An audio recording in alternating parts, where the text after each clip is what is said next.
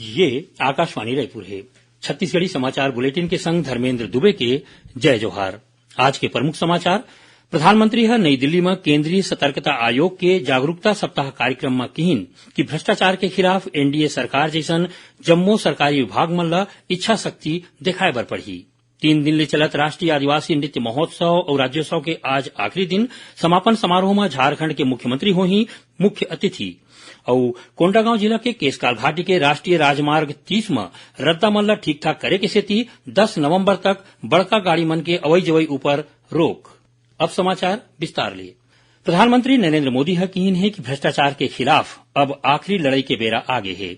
ओमन कहिन कि भ्रष्टाचार एक ठिन बड़का बुराई हरे और देश ला एकर ले दुरिहा रहे बर पड़ही। प्रधानमंत्री नई दिल्ली में केंद्रीय सतर्कता आयोग के जागरूकता सप्ताह कार्यक्रम ला संबोधित करत कहिन कि भ्रष्टाचार के खिलाफ एनडीए सरकार जैसन जम्मो सरकारी विभाग मन ला इच्छा शक्ति दिखाए बर पड़ही।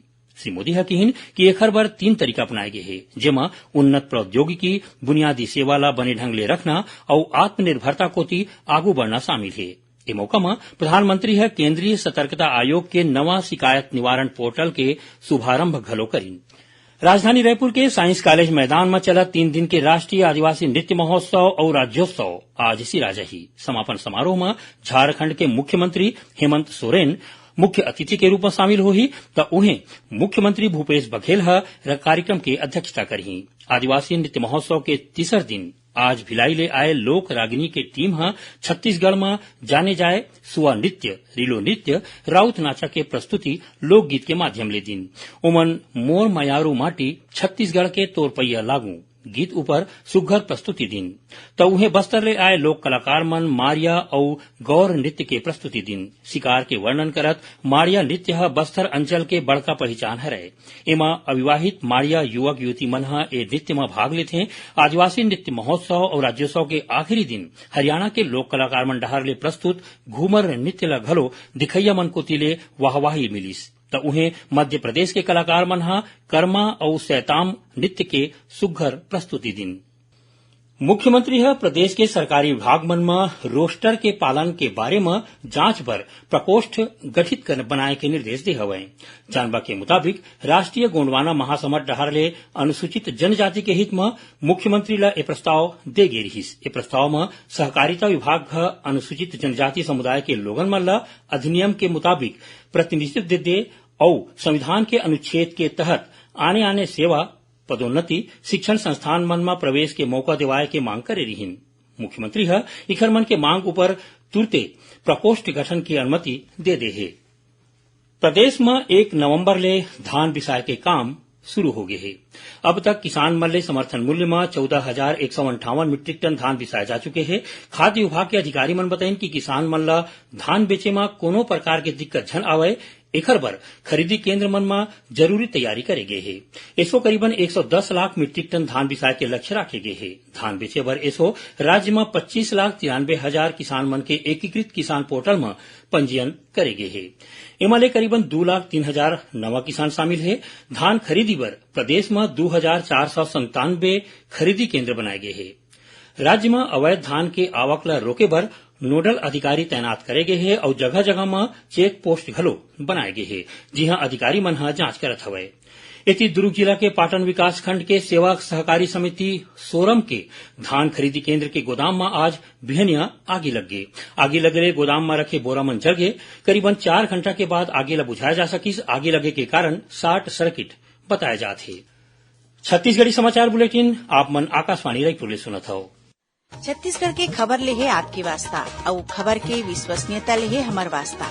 आकाशवाणी समाचार रायपुर के प्रादेशिक समाचार बुलेटिन के संगे संग हमार समसामयिक कार्यक्रम आप रेडियो के संग अपन मोबाइल में घलो सुन सकत हव। आकाशवाणी समाचार फेसबुक, ट्विटर और यूट्यूब में घलो हावय। हमार फेसबुक पेज हरे Chhattisgarh news on AIR, Twitter handle CGAIR news और हमार यूट्यूब चैनल हरे छत्तीसगढ़ AIR न्यूज। तो अब रेडियो के संगे संग आपके मोबाइल के माध्यम ले हम आप तक पहुंचत हन। छत्तीसगढ़ के हर खबर पर सुनत रहो आकाशवाणी समाचार। और अब बाकी समाचार पर बदबो आगू।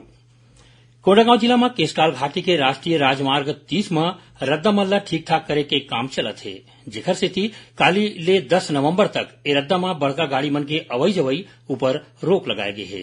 उहें छोटे गाड़ी और यात्री बस मन के अवई जवई होवत रही। लोगन मन ला होइया परेशानी ला देखत जिला प्रशासन हा बड़का गाड़ी मन के अवई जवई ला केशकाल विश्रामपुरी चौक ले विश्रामपुरी बुरई नगरी होके धमतरी रद्दा कोती गाड़ी चलाए के बात कहे है। जांजगीर चांपा जिला में पामगढ़ थाना क्षेत्र के भैंसो सिमरिया गांव में वारंटी आरोपी और शराब तस्कर मन ला पकड़े बर गे पुलिस के टीम ऊपर आरोपी मन हमला कर दिन। हमला में टीआई ओपी कुर्रे और एएसआई शिवचंद्रा ला गंभीर चोट आए है। दोनों पुलिस अधिकारी मन ला बिलासपुर अस्पताल में भर्ती कराए गए है। पुलिस के मुताबिक एक दिन महिला आरोपी ला गिरफ्तार करे के बाद लावत बेरा पुलिस के टीम ऊपर आरोपी मन हमला कर दिन। पुलिस 7 जिन आरोपी मन के खिलाफ मामला दर्ज करे है, जेमा ले 2 जिन माई लोगिन घलो शामिल है। जिला के पुलिस अधीक्षक विजय अग्रवाल बताइन कि ए मामला में शामिल आरोपी मन के खिलाफ कड़ा कार्रवाई करे जाही। बिलासपुर के सीपत स्थित एनटीपीसी के मल्चिंग मशीन स्टोरेज टैंक में विस्फोट हो गए। इस घटना में एनटीपीसी के जूनियर टेक्नीशियन के मौत हो गए है। घटना के बाद यहाँ के कर्मचारी लोगन मन और भारतीय जनता युवा मोर्चा के कार्यकर्ता मन मुआवजा के मांग करीन। रायगढ़ जिला में काली ले 22वां राज्य स्तरीय साले क्रीड़ा प्रतियोगिता शुरू हो गई है। ये खेल के शुभारंभ विधायक लालजीत सिंह राठिया करीन। 3 दिन तक चलैया एक प्रतियोगिता में सॉफ्ट बॉल, टेनिक्वाइड और साइकिलिंग समेत आने आने खेल के मुकाबला होही। ये प्रतियोगिता में 5 जोन मन के खिलाड़ी भाग लेवत हैं। प्रतियोगिता रायगढ़ के बोईर दादर स्टेडियम में होवत है। छत्तीसगढ़ के जाने माने जनकवि और गीतकार स्वर्गीय लक्ष्मण मस्तूरिया के पुण्यतिथि में मुख्यमंत्री ओमन ला श्रद्धांजलि दे हवे। ए मौका में मुख्यमंत्री राज्य अलंकरण श्रेणी में लोकगीत के क्षेत्र में लक्ष्मण मस्तूरिया पुरस्कार देके घोषणा करे है। मुख्यमंत्री कहिन कि श्री मस्तूरिया अपन गीत और सुघर आवाज ले छत्तीसगढ़ के जम्मो वर्ग में अपन जगह बनाए हैं। ओमन कतकोन छत्तीसगढ़ी फिल्म बर गीत के रचना करे के संगे संग लोक सुर नाव के मासिक पत्रिका के घलो संपादन और प्रकाशन करीन। अब थोड़कुन समाचार सार में।